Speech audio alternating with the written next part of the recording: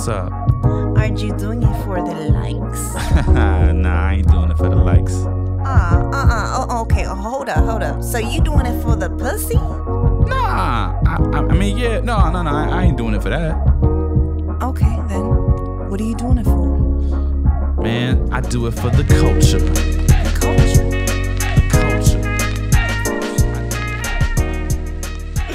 Oh, man. So how the fuck do you get your car stolen and how you steal it back? How'd that work? So yeah, it was my homie from back in the day, man. When I first moved out here, from Cincinnati, I don't know. I think you did the same thing. You always try to keep one foot in your hometown city, and then keep another foot in LA. So I kept my car back home. Nah, I didn't have that much to keep back. This is, hey grandma, did you give my floor away? That was it. Nah, but go ahead. So. But yeah, I just had my car and I had some stuff. And, Okay. And my car I kept over his house, really his uncle's house, and. Man, I would call and come in town. It was tight when it would work, you know what I mean? Because I come in town, I have a car. You whip around. Yeah, and then I, a couple drop the days car. and then boom. Yeah. Man, one time I went home, called him, didn't answer. Suspect. Oh, super. And I was thinking like, well, maybe, whatever, man. This is one of my best homies. Like, it's impossible for him to. We never argued. Never. You know what I mean? I have some friends that I don't think I've ever had like a real argument. Yeah, we've never had disagreement, and even this, I just find funny. You're right. You just laugh a little moment. But yeah, But he really he ditched town. Like he just took it and left town. No, we had a mutual friend. Somebody else fucking. Huh? Somebody No, else. come on, man, don't do that. You didn't mutual. You're giving me like Mutual. I guess I was like, we had a mutual friend. Okay. Who? It was a girl though. She was like, I mentioned like, yo, you see them, and she was like, yeah, like you was driving your car earlier today. I was like, oh. Unknowingly dropped a dime. Oh man, right. So then, I was like, dang, that's crazy, man. I had to. So did you report it stolen? No. Oh, you just plotted and followed that nigga? I popped up over the house and he messed up. Normally he parked in the backyard. He parked in the front that day. Uh-huh. It was the weirdest feeling. So you have a key too? I had a key too. And you just took it and left. I took my car. And then what happened? Y'all ever talk about it? I haven't spoken to him since. Wait a second. So your man steals your car. Then he fucks up and gets sloppy, leaves it outside. You've been following him and you cornered him and you're like, all right, this is my window, just take it back. And maybe you're thinking like, we'll talk about this at some point. I thought so. And then the call just never got made. It's been 5 years. Probably longer than that. Shit. If you're hearing this, friend who took our guest for the culture episode today, Jeremy Scippio, give your friend a call. See how he's doing, man. I mean, you did fucking take his car. Well, I'm not famous enough. I feel like it's at different peaks in your career. Right. But does he really want to claim that? Like, oh yeah, that used to be my nigga. I stole his car. Like, is that your claim to holding on to how everybody has a story they claim to that person when they made it and shit like that? Like a girl was like, oh, I fucked him. I used to help him with his homework or whatever. Right. Shit. And he stole your car. Shoot, I would. I mean, it don't even matter. Just any attachment. What kind of car was it? Oh dang, dog. It was a Bugatti, like two of them. It's crazy. You had a Bugatti? It was actually a. I'm gullible. I would believe that shit. You had the beard for it. It was stop it. It was a Ford Explorer. Okay. Yeah. Okay. What year? Dang. All right. We don't get to the year. We don't gotta get to the nitty gritty. 98. All right, 98. All right. Well, you know what? It was free. Shit. Yeah. You said it was free? If it was free? I mean, the car was paid off, I assume, if it was in 98. So, he's driving around essentially a free car. All you got to do is put gas in it. I would never thought he would have done that because, he had his own car. I mean, and if he needed to. Why? So we don't even know why he took your car. I don't know why, I don't know why. He could have asked. It was should be a short film or something. Or it's like one of those tweets when how people do those stories on Twitter, like, so let me tell you about this night where such and such happened or whatever like that, and then they narrate a whole story on Twitter. Yeah. Like, did you see when Roy Wood Jr. did the whole play on the Thriller shit? No. But he's a good story. So Roy Wood did this fucking dope tweet-ass story if the girl from the Thriller video was tweeting about the date. And she's like, let me tell you about how this nigga Michael was a half-man, half-ass vampire. So this nigga takes me to the movies and he narrates the whole video, but in the thought voice of her going to Twitter about what happens in each moment of the date from scene by scene. And the shit was fucking brilliant. That's funny, man. Yeah, he's a great storyteller, man. Yeah, for sure. But Jeremy, man, thanks for coming through the show, doing the show today, man. Appreciate you having you on as a guest. Yep. So Jeremy Scippio, that's I see your name. You just came back from the Edinburgh Festival in Ireland? Scotland. Okay, so tell me, how was that experience? For comedy fans or people who don't know, the Edinburgh Festival is a very prestigious festival. Comics get to go out there and I think do like an hour every night in front of just very, very comedy savvy audiences, I guess. Yeah. I mean, they don't know they're comedy savvy. It's just the whole idea of it's like comedy boot camp. You know what I mean? Like it's intense because it's just like the whole town for a month is dedicated to comedy. Wow. You know what I'm saying? And I mean, you get to work, you get paid, and it's a good feeling. Because like you kind of go out here each night, you bust your load and you retreat back home. But you get to just go and go and go. So I would. So you got the bus loads with no retreat, is what you're saying? Yeah. I mean, it's dope, man. It's like so how many nights? I didn't know what to expect. Huh? How many nights? What do you mean? You performed like how many nights? Oh, I was actually only there for a week. Okay. But every single night. You did? So you did about multiple shows a night? The very least I did once, but pretty much every night it was at least 2 or 3 shows. And you did about like 40 minutes or like how much? Yeah. Well, I got lucky. I'm gonna do a full run next year. So they're gonna invite you back? Huh? You said what? You got invited back? Yeah. Cool. Yeah. Cool. Yeah. I mean, man, you make so many connections. I mean, I made connections for London and Paris and Iceland. You know what I mean? So I got gigs. That's what's up. Yeah. Coming up. That's like, all because of this festival. So. Right. I always thought about like your grind, and everybody has a different path in this game. And there are comedians who they might not be doing like major blockbuster movies or on sitcoms or on a Netflix show or got like stand-up appearances out the wazoo, but there are comics who just know how to kind of work, and they figure out their lane, their way of how to work and earn money and make a living at this. And I always give you props because Jeremy, you stay on the road and like you turn people out. You work on your email list. You build fans in the cities, and you do it the very old school way. Yeah. What do you think keeps you motivated to doing it like I guess we could say like an old school form of way of building your fan base and connections so that you can work around the world, because that's essentially what you're trying to set up, is where you can gig around the world and make a good living. Right. And not really be dependent on Hollywood, I guess. Absolutely. I mean, well, I always say, it always boils down to why you do comedy. You know what I'm saying? Comedy is a very broad term that encompasses all of us, but especially in recent years, you can tell, be like, oh, well, if this is comedy, then what's this? And, the reason I do what can be considered a traditional approach is because I do what I do. How do I explain it? It's not really about. This is gonna sound crazy. It's not really about making people laugh. For you, for me, for you, yeah. It's just serving my being an instrument for God's message. I mean, I know it sounds weird because I might telling dick jokes and stuff like that, but it's just like I'm fulfilling my purpose. Yeah, and then also enlightenment. I feel like I have something to say that some other person might need, and it's like that's what motivates me. You know what I mean? Okay. And that's why, there's a lot of fast track things to do, that I actually encourage people to do, like build your social media following, or you just people who crank out videos all the time, stuff, or just the things that may not be as like it's praised by the masses, but by old fashioned comics, they might go like, oh, they might snuff their nose at it, like But I actually champion it. I think you should do what comes natural to you. Also, it's okay to step out of your element, but if that's not comfortable for you, do what's comfortable for you. And what comes natural to me is enlightening the masses, spreading, we're getting into arguments outside of comedy clubs. You know what I mean? That's your purpose. Yeah, exactly. To fight the good fight. Yeah, but that's, and I feel like I'm doing the right thing because I wouldn't be able to last this long or pay rent off comedy. For sure. So did you have any people who I guess mentored you, or you had guys who gave you more business insight than anything, and that kind of shifted how you were gonna navigate through comedy?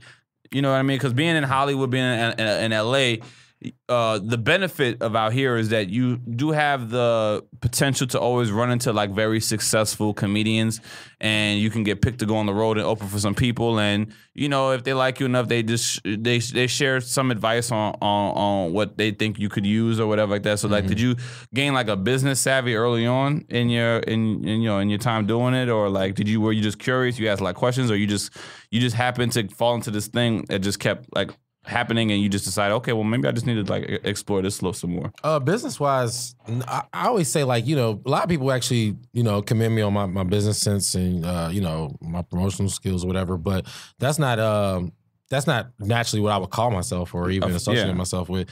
You know, I feel like I'm a comic through and through in the traditional sense of what a comedian was. Absolutely. Is.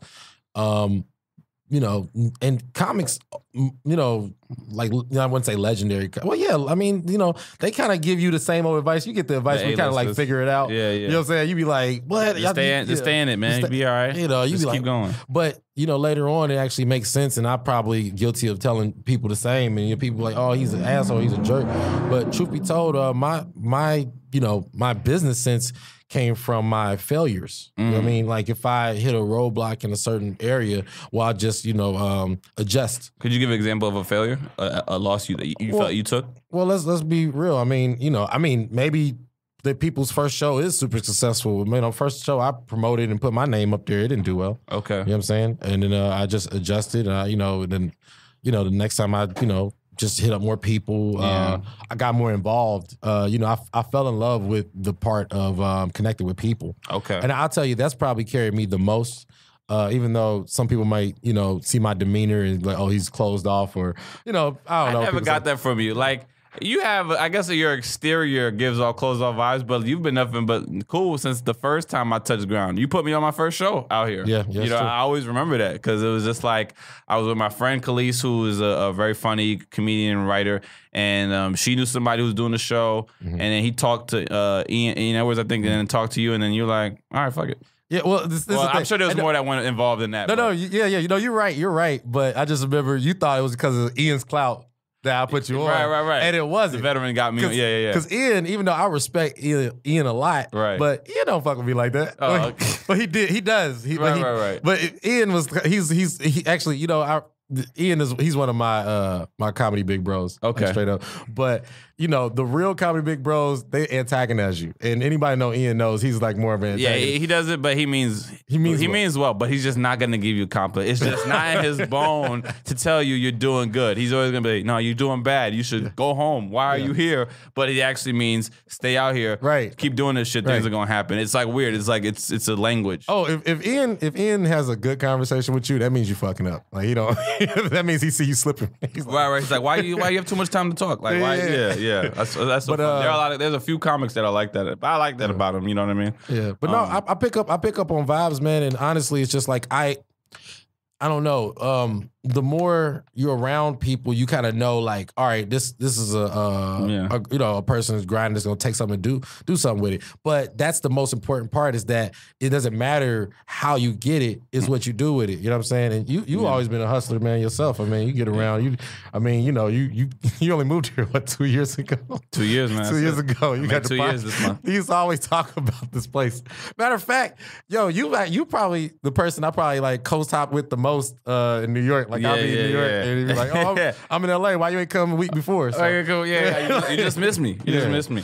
Yeah, I did a lot back and forth because like, and I don't care how I looked to people, and that's the one thing you should just, we try hard. Every now and then I slip up and I start looking at other people's paper or whatever like that, but I try to really do what I think makes sense to me. And I always do things where my friends would tell me later on that, niggas was just like, what the fuck is he doing? Always back in there, going back and forth.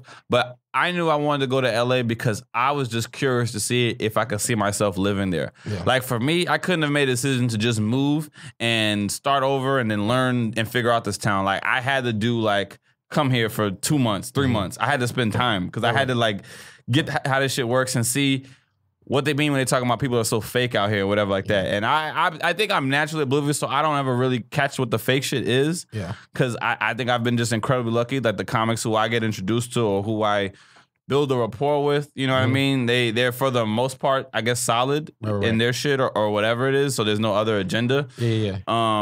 More times than no. But like, you know, I mean, it's weird. So like, how did you feel when you started to venture out? You got curious about going to New York and stuff like that. Like, I don't know if you thought about moving, but you just thought about doing a lot of comedy in New York because of the reputation of it's a great stand-up scene. Right. I thought about moving the first time I went to New York as a comic, which was 2011. I have a lot of roots there. My mother was born in New York. Okay, And my grandfather, as you know, he still lives there, even though I've never really had a connection with him growing up. Right. But you know, I don't know, like you know, when you first start out, man, everything moves fast, man, and I don't know what is the first time. I don't remember the first reason I went to New York, but I definitely went to do comedy for sure. But I don't remember exactly what sparked it. I mean, because at that point, I was still fresh out here. To move to New York at that time would still be relatively early in my career. But well, I mean, some comics take the attitude of just like, man, you know, even though I wanted to be out here in LA doing it, I'm not getting up a lot, and I want to get good as a comic, and they just make rash decisions to go to New York. Like there's a girl. Casey Balsham. Oh yeah. She was a young comic in LA. Yeah. She was, you know, I guess she was cool. She was her and Robbie Slowick, Amy Hawthorne, shout out. Those Amy, right. And then they came to New York and just they wanted to get better. And then Amy's working as a booker and stuff like that. Yeah. How do you like comedy doing overseas as opposed to here? Was that your first time overseas? Yeah. I mean, what did you think? What were the differences to you? Oh man, it wasn't as bad. You know, a lot of people.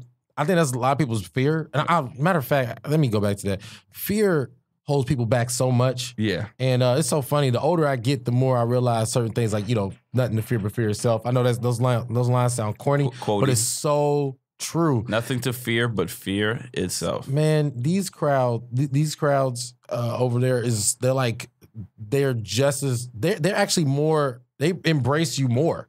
You know what I'm saying? It's like having like you're like the TV to them. They like excited. You know what I mean? So you're like their favorite show. You're like Power to them. And they like they hang on to every word Ghost you is say. On stage. Oh my God. Yeah. Only thing I say is that there's the subtleties they don't pick up on.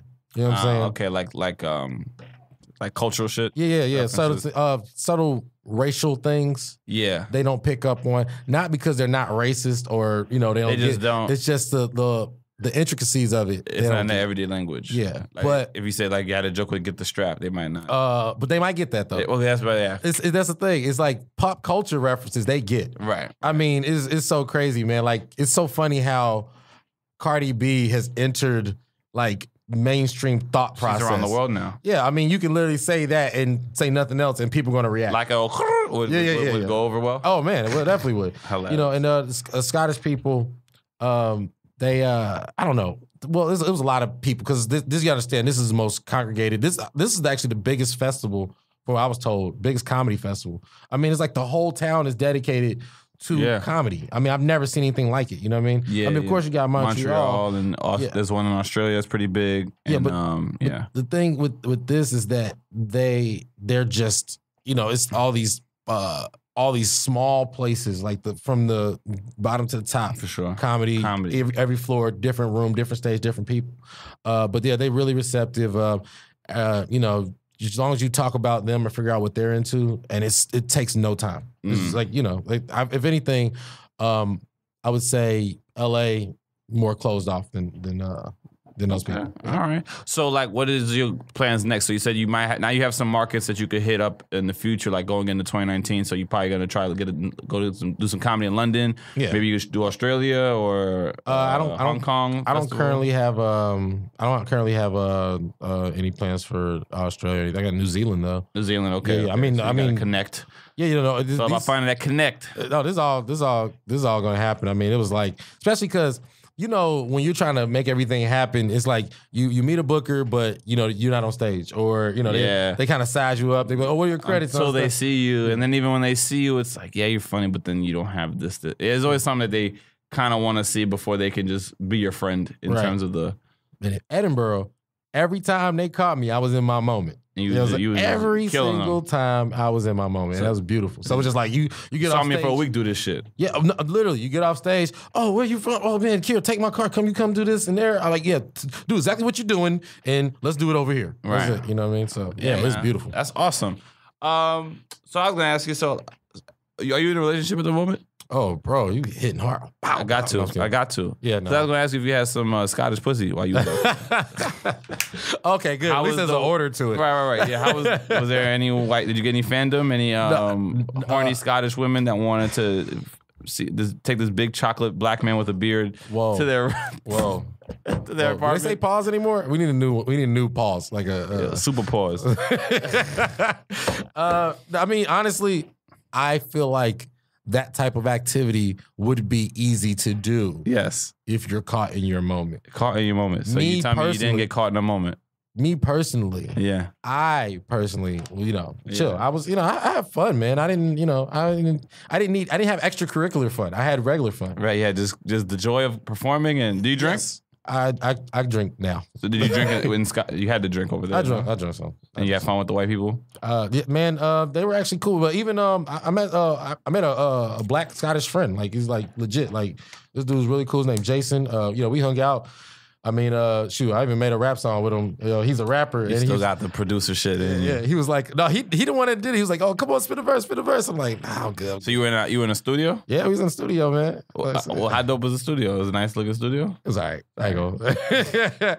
I'm just saying that, no. Everybody don't have a castle in Scotland. For sure. What's like a thing about Scotland that people would know about? Like that's cool about Scotland, or like if you could share, because I'm sure you did some sightseeing. Yeah. So I took it in the town a little bit. Yeah, I mean it's always gloomy. It's always gloomy. Like literally the opposite of LA. Yeah, it can rain at any moment. It's not a day that it go by it don't rain. That's like weird. That's kind of it never rains in Southern California. It all happens in Scotland. Oh, the rain that's supposed to be for sunny Cal goes to Scotland. Okay, absolutely. got you. So. Okay. So we've known each other too long. You got some stuff. He got some. Of course. Stuff So the comedy game has seen a variety of specials that have come to the forefront. Oh, I know what you're about to go. I know you're about to go. Yes. Most recently, my comedian by the name of Drew Michael did a special where there was no audience. He was the camera was just panned on him and taking full shots. And then there was also scenes or parts of the bits where they had an actress who played a girl on the other end of his line that does the dialogue for his joke. Right. But there is no audience, and you don't hear any laughter, and you just watch with it. Have you had a chance to watch the special? I haven't. Okay, I haven't either, so I can't talk about it. Then. You can't? I was just gonna ask for your opinion because I'm just reading opinions, so I have no opinion on it. I saw the trailer. The trailer looked interesting. Look. And I think Drew Michael is funny. I've seen him perform live several times. Laugh Factory. I've seen him in New York. Every time I've watched him, I always thought he was really funny, really like deep guy, weirdo. He has like all these thoughts. So when I saw him doing this, and he also writes on SNL, I think. Okay. Doing a special where there's no laughter, and I noticed that Gerard Carmichael is produced the special, and Gerard has a vision for doing things that are against the standard or what we've seen in comedy. Like he has this urge to just try different stuff. Right. Because he believes in that's how you push the art forward in a way. I'm about to say some hot takes. Okay. All right. So, and I wish Shang was here because his jaw would drop. His jaw would drop. Shout out to you, Shang. Yo, okay. So I'm going to be wherever you are. I'm watching a special being angry. Yeah, right. I'm about to be so real. Like, what's up? Okay. So what do you think? I'll tell you exactly where I was when I first heard this. I was actually in Edinburgh and I was with comics and they were talking about the idea of the special and immediately hating on it. And I'm not going to lie, I joined that train. I said, that sounds like the dumbest idea ever. So, a comedy, no audience, retarded, right? But I'm not allowed to say that anymore, but whatever. But I saw that trailer. Yes. And I was like, this is brilliant. I think not even, some people, what's the new thing? Clout chasing and all that shit. Right. Nah, man. No. People are stupid. This is great. I think I need to watch it, of course. We gotta watch it. I gotta watch it too. But it's just like a sitcom with a laugh track, and probably single cam comedy. Single cam comedy. It works. Donald Glover's funny. Yeah. Insecure. These are two of the hottest shows. Right. And it's so funny how afraid people are to watch comedy without a laugh track. Yeah. Guess what? Or without an audience. Huh? Or without an audience. Oh, no. I said it right the first time. Laugh track. Without a laugh track. Can I talk to this? Yeah. Some of your favorite specials by your favorite comics had laugh tracks the whole time. What they do is they tape the audience, they take different takes, they slice them up, and they add a laugh track. They have the audience clap and applaud at different times. And as long as it's cut together great, you're like, oh, this is great. And you didn't realize it was a problem because it was like a magic trick. But now, oh, go ahead. so the reason why Jeremy can speak on it and make it sound like it's true, it is true. I got to confirm because Jeremy also has a production background, so he's been at these specials and he's worked specials. And he's seen what goes down in the makings of a special. No? I mean, I know you work in production. Have you ever been at work? Yeah, but no, I mean, even before I... Some people don't know that. Before I even I've worked in production. I've actually been an audience member. Right. At, some people I like. Did. Yeah. And I don't want to unveil everything. That's not my point. My point is to big up the whole idea. That looked great. It didn't look okay. It looked great. Yeah, especially when they do the close-ups and they switch the shot and then he's like up here talking 1 second and then he's back there. It was visually interesting. It looks great. Yeah. That's my hot take. It looks would you great. Do a It's a special great with idea. no audience? If they do maybe, if they shot yes, that? man. I'm thinking of what's next. I'm not trying to be what's now. I'm trying to do what's next. That's a great idea. That's a great idea. If now only thing Kudos that would to disappoint me, huh? So kudos to Gerard and Drew for taking a chance. Yeah. If only thing I'll say is if it's not funny, it's not interesting. You know what I'm saying? But one thing I do not need is an audience to tell me if something's funny or interesting or good. Well, now we mean what audience? Do we mean the audience in the crowd, the general pub, the Twitter audience? What do we mean? All of it. All of it, man. They don't determine what's funny. So who's the decider of what's funny? Jeremy Scippio. Me. Okay. Nigga. No, I was playing. I get off the no. Nigga. No, the reason why I'm even like, it's like, oh, he turning up about that. But it's just because, I thought the idea was that good. No lie. Okay. And that's what I'm all about too, is just like literally the enlightenment of people and ideas. Tradition to me is evil. Tradition is evil to you. Yes, man. Like, okay, but I'm not gonna lie. Go for it. I'm not gonna go all the way out and say I'm a purist, but growing up when I watched stand-up comedy, the idea of somebody being in like a theater, making thousands of people roar, and you see audience shots, you see motherfuckers laughing, by going back and forth, and then cutting back to you while you're doing a joke. That shit excited me. That's what made me want to do comedy. Yeah. I watched Drew's thing, and I think now that I've been an artist for almost 10 years, and like we've just learned and see stuff about the game and show business and whatever. So I look at it with a different lens, and I'm like, okay, I artistically, I understand that. But the fan in me, I don't know if I want to watch specials or consume. Like, if let's say this actually becomes the norm. So we by 2020 we're like wiping out audiences altogether. I don't know if I want to watch but that's the specials with no audience. The thing you said is trend. Trend sucks. Trend sucks. Trend sucks. And that's what we had was a trend. It needs to be broken. Netflix just greenlit 47 specials that they're gonna. I don't want to see that. I don't want to see that. Aren't you for comics getting their opportunity to on a platform to show stuff? Because the hierarchy before HBO, Comedy Central, Showtime, there's like 3 of them that gave a handful of specials out to comics a year, especially if we're getting into black comics, people of color. It was a small number. This Netflix doing that hopefully opens up the door for more comics of color to get specials, whether it's in the 15-minute increment, which I'm cool with because that's like the equivalent to a club set. Yeah. So people are realistically seeing a club set with those 15-minute specials that came out. Yeah. The half hour, you work up way to an hour. Like I know the quantity sometimes dilutes quality of stand-up because now you're seeing more. You just feel like it's not as special, I guess, as it used to be. But I think I'm more for the platform. Well, yeah, I'll give props to the platform if the ideas are innovative. You know what I mean? So you're saying they're not picking innovative comedians? I'm not called dog. You. How long you been in media? You're good at this. You're good at this. You're good at this. You just spun.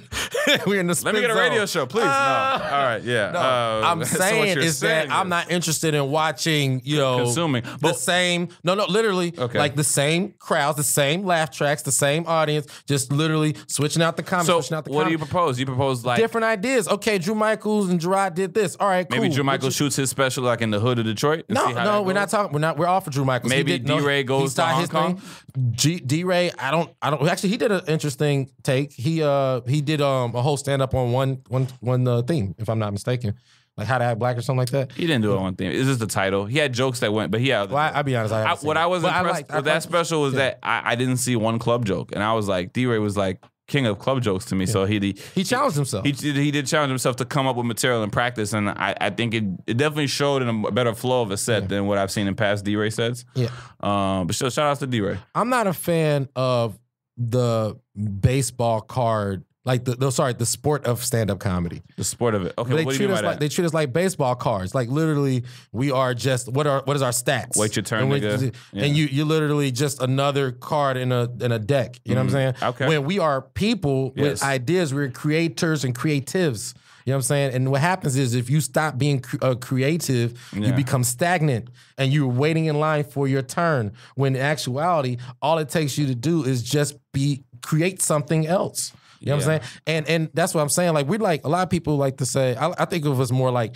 yeah, we're superheroes, but we're more like X-Men. You know what I'm saying? Absolutely. Each one has a different. Which X-Men would you be if you get a chance to compare yourself? Dang, man. Since we're talking about X-Men. We just went in a totally different. I like to do that. It's all good. Let's see. I don't know. It changes. I'm a big comic book fan, so. I know. This is why I wanted to ask you that. When I was younger, maybe Nightcrawler, but now Cyclops. Interesting. All right, optic beams. It was more just that leadership quality. You know what I mean? Somebody. He's a shitty leader though. But that's because he's so pussy whipped. He don't make right decisions ever. Cyclops is just thinking about Jean Grey and himself.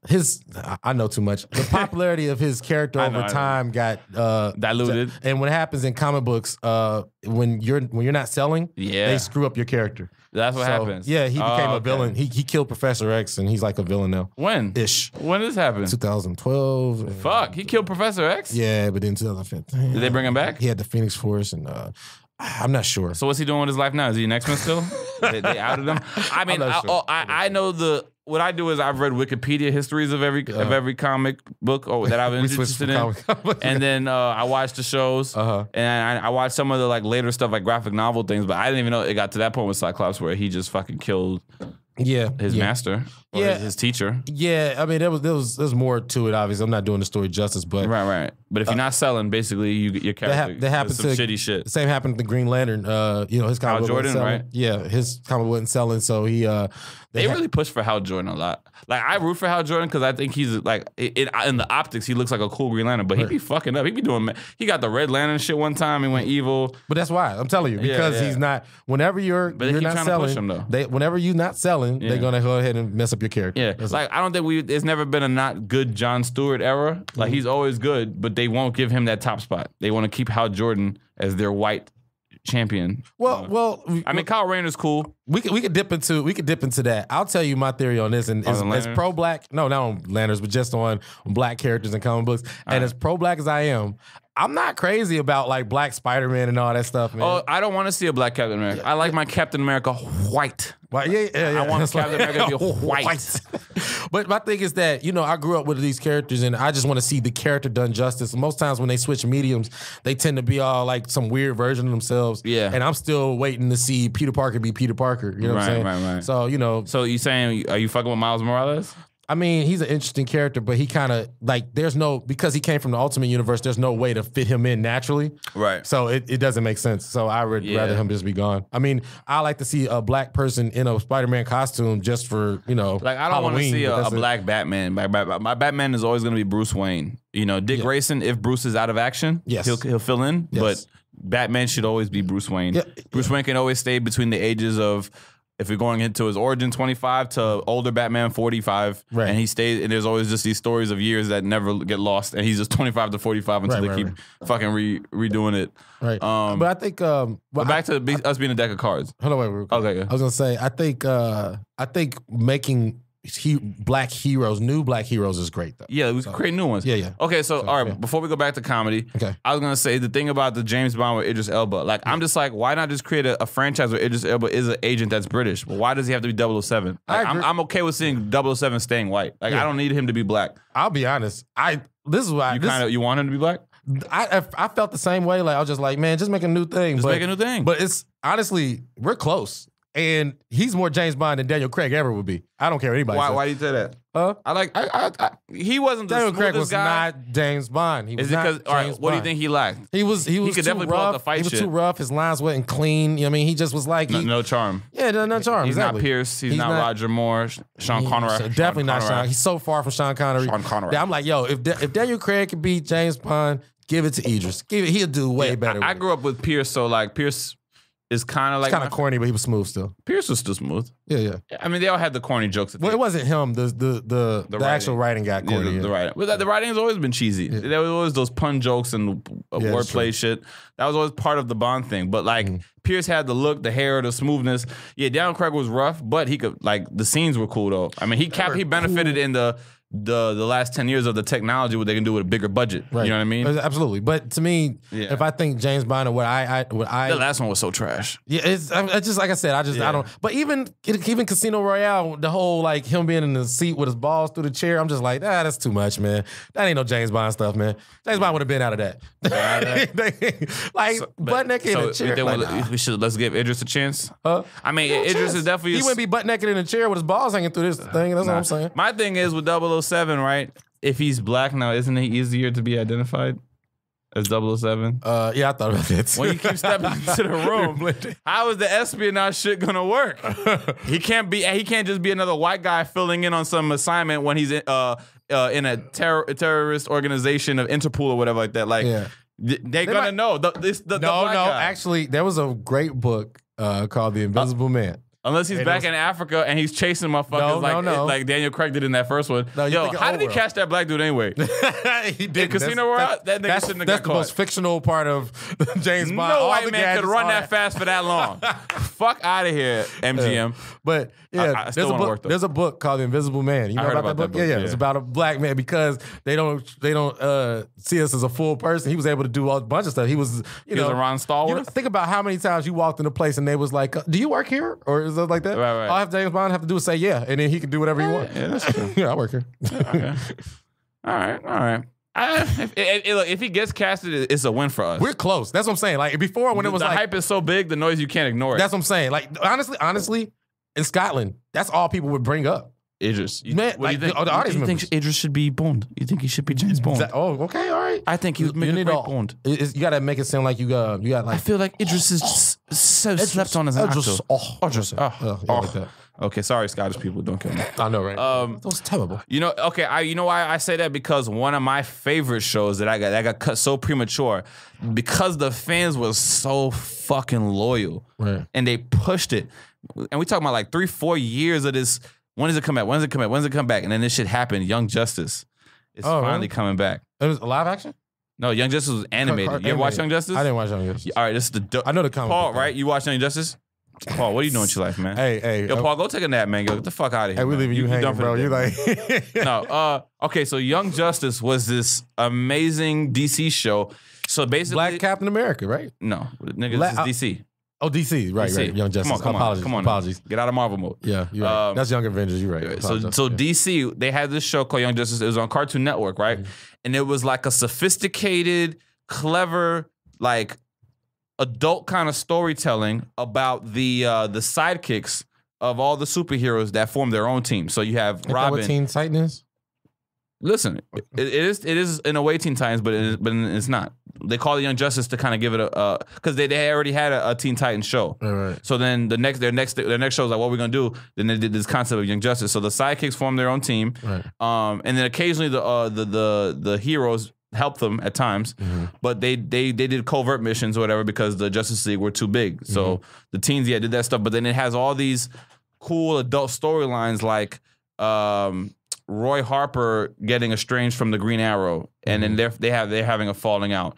I thought you were gonna say Starfire got an STD. How Superboy came to be, and how he has a weird relationship with Superman. He got two dads, man. Ew. Yeah, Lex Luthor.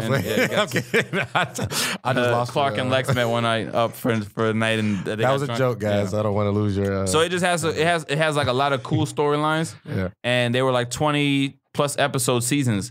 And the way the second season, they were invaded by like aliens and shit like that, and they had to like fight the aliens off, alien invasion, while the Justice League were out of action because they were called to trial because of events of the first season. And then they go against like the Light, and the Light has a bunch of big villains: Vandal Savage, Deathstroke, Lex Luthor, Ra's al Ghul. Like they all have an elite organization, and then there's also minor villains of each of the heroes' what do you call it, rogues gallery, that they go against every episode. So it's always multiple team combats, but then separate storylines that eventually culminate. And so it got canceled after the second season because their reason apparently was lack of sales of toys and merch. That's why they pulled the plug on it. Going, right, supposedly.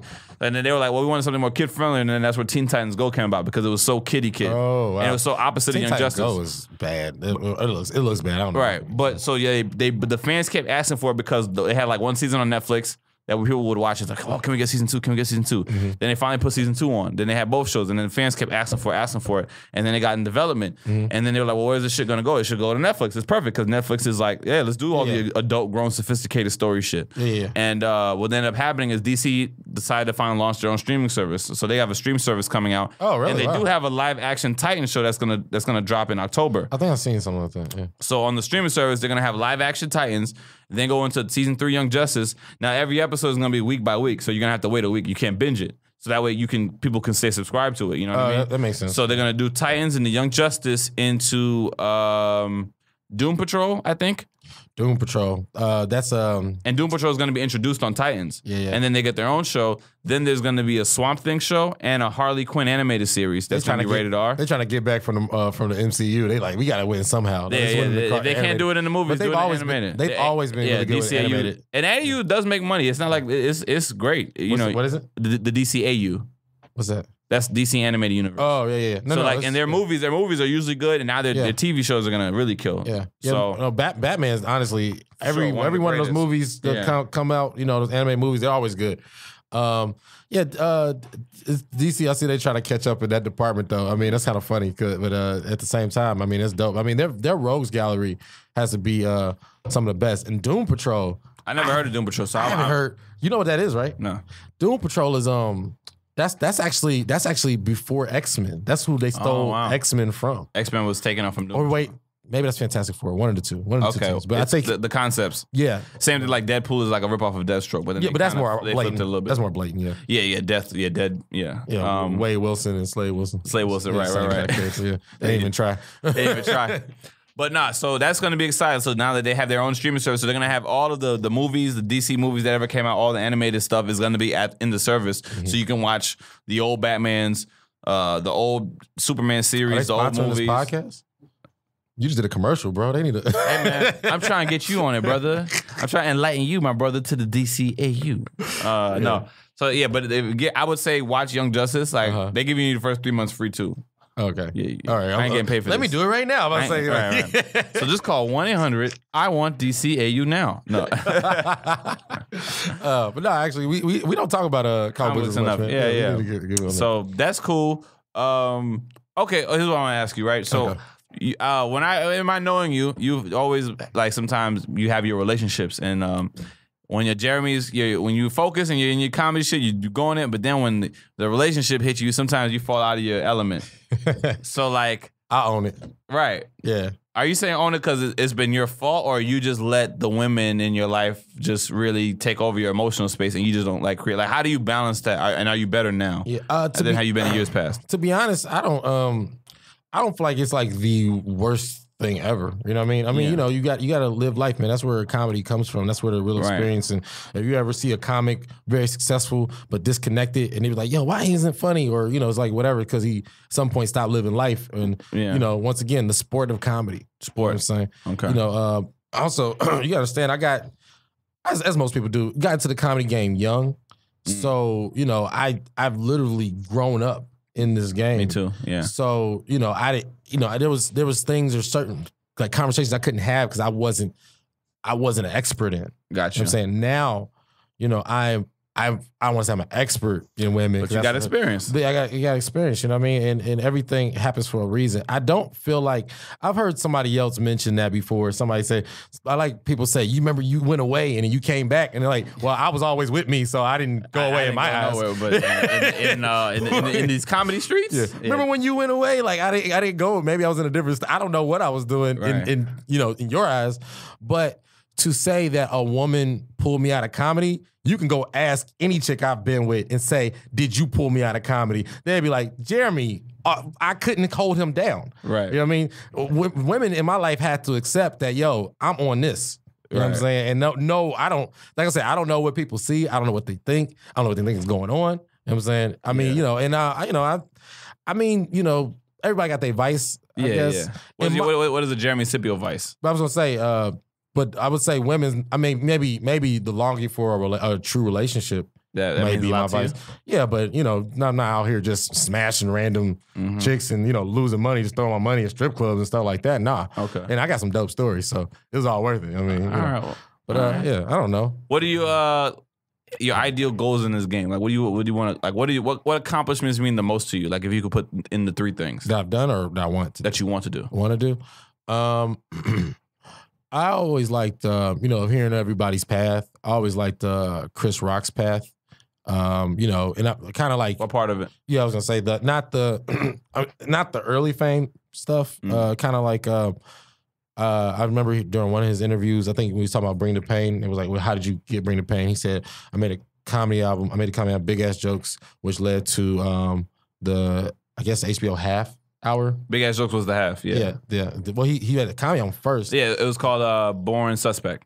And I was like, in 91, I think. Maybe that's what it is. Yeah. Then it led to Big Ass Jokes. Big Ass Jokes led to Bring the Pain. Yeah, for sure. Which pretty much, even though Chris Rock was somebody, he was more of the, the Ribs guy and the SNL guy. But then he, because of Bring the Pain, he became what we know as Chris Rock. Right. He became the guy after that. Yeah, I would like, I feel like I can be talented in multiple mediums. Right. But I'm a fan of my words. You know what I mean? Like, I feel like I say powerful stuff all the time. And I'm not on no Kanye stuff. Right. I really feel like I have words that people need to hear that can help them. Yeah. You know what I'm saying? Like, I think about things a lot. Most times when I'm entering, if I talk about, if you know how you could talk about, like, you could talk about a range of things, you know what I'm saying? Right. But what if I talk about something like I know it? That means I thought about it a lot. Well, probably way more than you would think, somebody with an unnaturally superhuman level. Yeah. You know what I'm saying? And I just want to give that to somebody else. That's why I would love if the thing that kind of pushed me into the new level would be, the most basic version is a comedy special. Okay. But somewhere where my words, I would say Chris Rock, and then after that, Martin Luther King. Oh, interesting. And then Jesus. No, I'm kidding. But I'm saying that I just want to reach people. I want to reach people in that way. That's if possible. And you don't care how you. That's what you ideally see for yourself. That's the vision that you have. I dig that. No, I dig that. That's why I haven't. That's why I haven't. I know some people might go like, "Why you don't do this? Or why you don't do that?" It's like that's not what my heart. I literally be a different person if my goal was to just make people laugh. That's it. Like I was never the class clown. Right. I wasn't even the funniest person of my peer group growing up. You know what I mean? Right. So if my goal was just make people laugh, I would be a different person completely. Yeah, like I could humbly say I do enjoy making people laugh. Like I do like that, but I am definitely a fiend for the attention. Like I do it for me more than I do. Absolutely, because you know what I'm learning. Because since I've been doing, see the humbleness just crack like right. No, and I'm super humble. Like I appreciate stage time and I love performing. I don't take that for granted at all. But since I got out here, you go through things and you kind of see what you want for yourself, just like how you see what you want. And I know that besides doing stand up, I've really had a good time working with a group and my group Cornbread and doing sketch and improv. Hold on we did like shows last night and we did sketches. I think I really like seeing y'all shine, man. Thank you, man. Y'all, you guys are funny.